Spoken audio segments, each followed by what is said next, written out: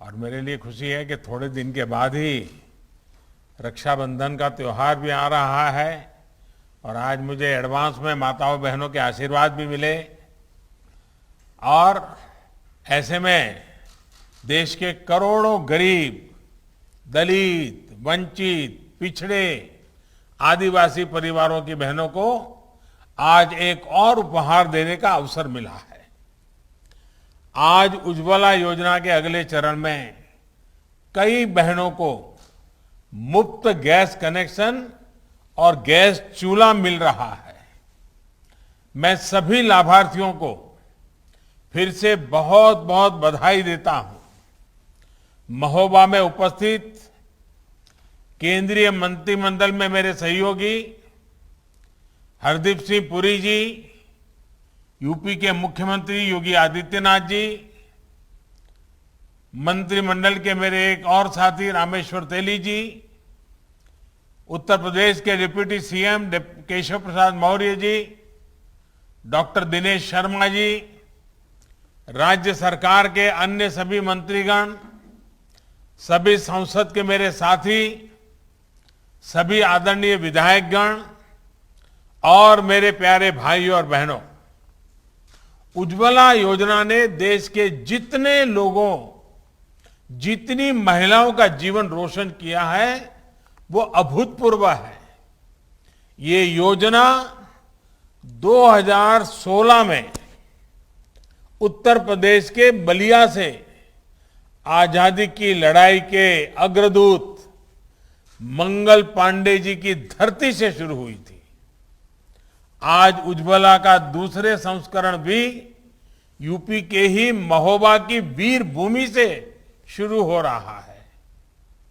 महोबा हो, बुंदेलखंड हो, ये तो देश की आजादी की एक प्रकार से ऊर्जा स्थली रही है। यहां के कण कण में रानी लक्ष्मीबाई, रानी दुर्गावती, महाराजा छत्रसाल, वीर अघा और उदल जैसे अनेक वीर वीरांगनाओं की शौर्य गाथाओं की सुगंध है। आज जब देश अपनी आजादी का अमृत महोत्सव मना रहा है तो ये आयोजन इन महान व्यक्तित्वों को स्मरण करने का भी अवसर लेकर आया है। साथियों, आज मैं बुंदेलखंड की एक और महान संतान को याद कर रहा हूं। मेजर ध्यानचंद, हमारे दद्दा ध्यानचंद। देश के सर्वोच्च खेल पुरस्कार का नाम अब मेजर ध्यानचंद खेल रत्न पुरस्कार हो गया है। मुझे पूरा विश्वास है कि ओलंपिक में हमारे युवा साथियों के अभूतपूर्व प्रदर्शन के बीच खेल रत्न के साथ जुड़ा दद्दा का ये नाम लाखों करोड़ों युवाओं को प्रेरित करेगा। इस बार हमने देखा है कि हमारे खिलाड़ियों ने मेडल तो जीते ही अनेक खेलों में दमदार प्रदर्शन करके भविष्य का संकेत भी दे दिया है। भाइयों और बहनों, हम आजादी के 75वें वर्ष में प्रवेश करने वाले हैं। ऐसे में बीते 7.5 दशकों की प्रगति को हम देखते हैं तो हमें जरूर लगता है कि कुछ स्थितियां, कुछ हालात ऐसे हैं जिनको कई दशक पहले बदला जा सकता था। घर, बिजली, पानी, शौचालय, गैस, सड़क, अस्पताल, स्कूल, ऐसी अनेक अनेक मूल आवश्यकताएं हैं जिनकी पूर्ति के लिए दशकों का इंतजार देशवासियों को करना पड़ा। ये दुखद है। इसका सबसे ज्यादा नुकसान किसी ने उठाया है तो हमारी माताओं बहनों ने उठाया है। खास करके गरीब माताओं बहनों को मुसीबत झेलनी पड़ी है। झोपड़ी में टपकते पानी से सबसे ज्यादा अगर परेशानी किसी को है तो मां को है। बिजली के अभाव में सबसे ज्यादा अगर परेशानी है तो मां को है। पानी की गंदगी से परिवार बीमार तो भी सबसे ज्यादा परेशानी मां को। शौचालय के अभाव में अंधेरा होने का इंतजार, परेशानी हमारी माताओं बहनों को। स्कूल में अलग टॉयलेट नहीं तो समस्या हमारी बेटियों को। हमारे जैसी अनेक पीढ़ियां तो मां को धुएं में आंखें मलते, भीषण गर्मी में भी आग में तपते, ऐसे ही दृश्य को देखते हुए ही बड़ी हुई है। साथियों, ऐसी स्थितियों के साथ क्या हम आजादी के 100वें वर्ष की तरफ बढ़ सकते हैं? क्या हमारी ऊर्जा सिर्फ मूलभूत जरूरतों को पूरा करने में लगी रहेगी? जब बेसिक सुविधाओं के लिए ही कोई परिवार, कोई समाज संघर्ष करता रहेगा तो वो अपने बड़े सपनों को पूरा कैसे कर सकता है? सपने पूरे हो सकते हैं जब तक ये विश्वास समाज को नहीं मिलेगा।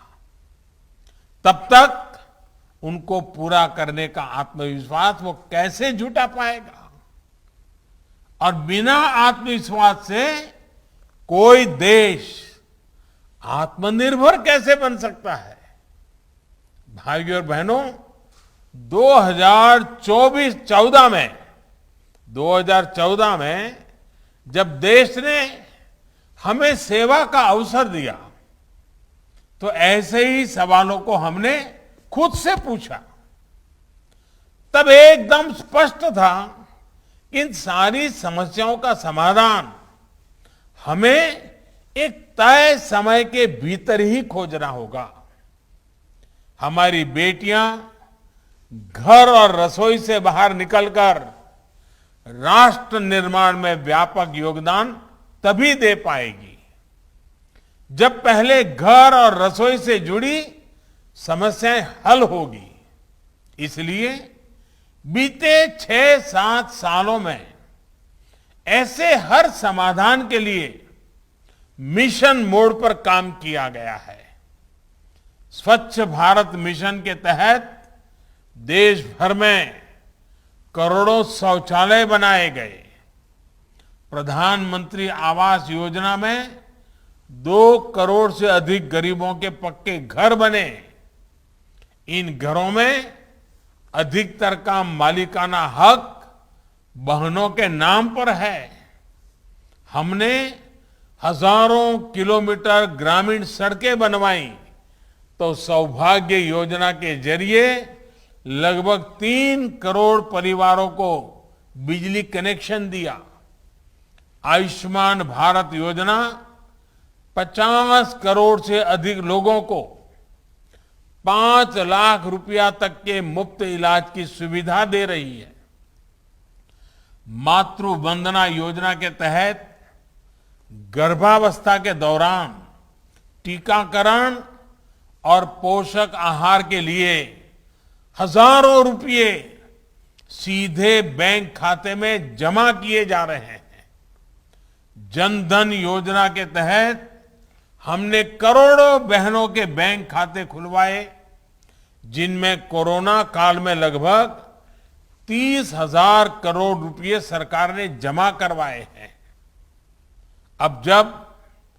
अब हम जल जीवन मिशन के माध्यम से ग्रामीण परिवारों की हमारी बहनों को पाइप से शुद्ध जल, नल से जल पहुंचाने का काम जारी है। साथियों, बहनों के स्वास्थ्य, सुविधा और सशक्तिकरण के इस संकल्प को उज्ज्वला योजना ने बहुत बड़ा बल दिया है। योजना के पहले चरण में 8 करोड़ गरीब, दलित, वंचित, पिछड़े, आदिवासी परिवारों की बहनों को मुफ्त गैस कनेक्शन दिया गया। इसका कितना लाभ हुआ है, ये हमने कोरोना काल में देखा है। जब बाहर आना जाना बंद था, काम धंधे बंद थे, तब करोड़ गरीब परिवारों को कई महीनों तक मुफ्त गैस सिलेंडर दिए गए। कल्पना कीजिए, उज्ज्वला नहीं होती तो संकट काल में हमारी इन गरीब बहनों की स्थिति क्या होती। साथियों, उज्ज्वला योजना का एक और असर ये भी हुआ कि पूरे देश में एलपीजी गैस से जुड़े इंफ्रास्ट्रक्चर का कई गुना विस्तार हुआ है। बीते 6-7 साल में देश भर में 11,000 से अधिक नए एलपीजी वितरण केंद्र खोले गए हैं। अकेले उत्तर प्रदेश में 2014 में 2,000 से भी कम वितरण केंद्र थे। आज यूपी में इनकी संख्या 4,000 से ज्यादा हो चुकी है। इससे एक तो हजारों युवाओं को नए रोजगार मिले और दूसरा, जो परिवार पहले बेहतर सुविधा के अभाव में गैस कनेक्शन से वंचित थे, वो भी जुड़ गए। ऐसे ही प्रयासों से आज भारत में गैस कवरेज 100% होने के बहुत निकट है। 2014 तक देश में जितने गैस कनेक्शन थे, उससे अधिक बीते 7 साल में दिए गए हैं।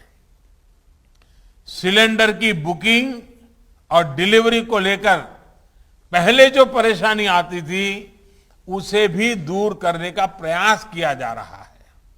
भाइयों और बहनों, उज्ज्वला योजना से जो ये सुविधाएं बढ़ी हैं, उसमें आज एक और सहूलियत जोड़ी जा रही है।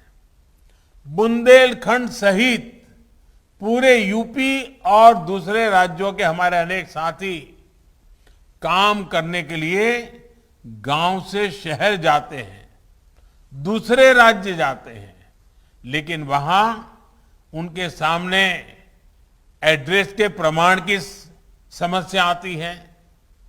ऐसे ही लाखों परिवारों को उज्ज्वला दूसरे चरण योजना सबसे अधिक राहत देने वाली है। अब मेरे श्रमिक साथियों को एड्रेस के प्रमाण के लिए इधर उधर भटकने की जरूरत नहीं है। सरकार को आपकी ईमानदारी पर पूरा भरोसा है। आपको अपने पते का सिर्फ एक सेल्फ डिक्लेरेशन यानी खुद लिखकर देना है और आपको गैस कनेक्शन मिल जाएगा। साथियों, सरकार का प्रयास अब इस दिशा में भी है कि आपकी रसोई में पानी की तरह गैस भी पाइप से आए। ये पीएनजी सिलेंडर के मुकाबले बहुत सस्ती भी होती है। उत्तर प्रदेश सहित पूर्वी भारत के अनेक जिलों में पीएनजी कनेक्शन देने का काम तेजी से चल रहा है। पहले चरण में यूपी के 50 से ज्यादा जिलों में लगभग 21 लाख घरों को इससे जोड़ने का लक्ष्य रखा गया है। इसी प्रकार सीएनजी आधारित यातायात के लिए बड़े स्तर पर प्रयास किए जा रहा है। भाइयों और बहनों, जब सपने बड़े होते हैं तो उनको पाने के प्रयास भी उतने ही बड़े होने चाहिए। आज विश्व बायोफ्यूल दिवस पर हमें अपने लक्ष्यों को फिर याद करना है। अभी हमने एक छोटी सी फिल्म भी देखी कि बायोफ्यूल के क्षेत्र में क्या काम हो रहा है। बायोफ्यूल एक स्वच्छ ईंधन मात्र नहीं है, बल्कि ये ईंधन में आत्मनिर्भरता के इंजन को, देश के विकास इंजन को, गांव के विकास इंजन को गति देने का भी एक माध्यम है। बायोफ्यूल एक ऐसी ऊर्जा है जो हम घर और खेत के कचरे से, पौधों से, खराब सड़े हुए अनाज से प्राप्त कर सकते हैं। ऐसे ही एक बायोफ्यूल इथेनॉल पर देश बहुत बड़े लक्ष्यों के साथ काम कर रहा है। बीते 6-7 सालों में हम पेट्रोल में 10% ब्लेंडिंग के लक्ष्य के बहुत निकट पहुंच चुके हैं। आने वाले 4-5 साल में हम 20% ब्लेंडिंग के लक्ष्य को हासिल करने की तरफ बढ़ रहे हैं। लक्ष्य देश में ऐसी गाड़ियों के निर्माण का भी है जो 100% इथेनॉल से ही चलेगी। साथियों, इथेनॉल से आना जाना भी सस्ता होगा, पर्यावरण भी सुरक्षित रहेगा, लेकिन सबसे बड़ा लाभ हमारे किसानों को होगा, हमारे नौजवानों को होगा। इसमें भी विशेष रूप से यूपी के किसानों, नौजवानों को बहुत लाभ होगा। गन्ने से जब इथेनॉल बनाने का विकल्प मिलेगा तो गन्ना किसानों को पैसा भी ज्यादा मिलेगा और समय पर मिलेगा। पिछले साल ही यूपी में इथेनॉल उत्पादकों से 7,000 करोड़ रुपए का इथेनॉल खरीदा गया है। बीते सालों में इथेनॉल से जुड़ी, बायोफ्यूल से जुड़ी अनेक इकाइयां यूपी में बनाई गई हैं। गन्ने के अवशेष से कंप्रेस्ड बायोगैस बनाने के लिए यूपी के 70 जिलों सीबीजी प्लांट बनाने की प्रक्रिया चल रही है। अब तो कृषि अवशेष से, पराली से बायोफ्यूल बनाने के लिए 3 बड़े कॉम्प्लेक्स बनाए जा रहे हैं। इनमें 2 यूपी के बदायूं और गोरखपुर में और एक पंजाब के भटिंडा में बनाया जा रहा है। इस प्रोजेक्ट से किसानों को कचरे का भी दाम मिलेगा, हजारों युवाओं को रोजगार मिलेगा और पर्यावरण की भी रक्षा होगी। साथियों, इसी प्रकार एक दूसरी महत्वपूर्ण योजना है गोबर्धन योजना। ये योजना गोबर से बायोगैस बनाने को प्रोत्साहन देती है।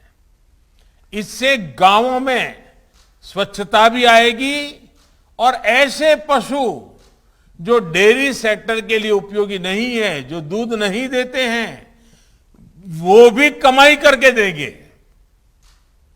योगी जी की सरकार ने अनेक गौशालाओं का भी निर्माण किया है। ये गायों और दूसरे गौवंश की देखभाल और किसानों की फसल की सुरक्षा के लिए अहम प्रयास है। साथियों, अब देश मूल सुविधाओं की पूर्ति में बेहतर जीवन के सपने को पूरा करने की तरफ बढ़ रहा है। आने वाले 25 साल में इस सामर्थ्य को हमें कई गुना बढ़ाना है। समर्थ और सक्षम भारत के इस संकल्प को हमें मिलकर सिद्ध करना है। इसमें बहनों की विशेष भूमिका होने वाली है। मैं उज्ज्वला की सभी लाभार्थी बहनों को फिर से शुभकामनाएं देता हूं और रक्षाबंधन के इस पावन त्योहार के पूर्व माताओं बहनों की ये सेवा करने का अवसर मिला। मैं अपने आप को धन्य अनुभव करता हूं। आपके आशीर्वाद हमेशा बने रहें ताकि हम एक नई ऊर्जा के साथ मां भारती की सेवा के लिए, 130 करोड़ देशवासियों की सेवा के लिए गांव, गरीब, किसान, दलित, पीड़ित, पिछड़े सबकी सेवा के लिए जी जान से जुटे रहें, इसी कामना के साथ आपको बहुत बहुत शुभकामनाएं। आपका बहुत बहुत धन्यवाद। बहुत बहुत धन्यवाद माननीय प्रधानमंत्री जी आपके आशीर्वचनों के लिए और उज्ज्वला योजना के द्वितीय चरण का शुभारंभ करने के लिए आपको हम सब की ओर से प्रणाम और धन्यवाद।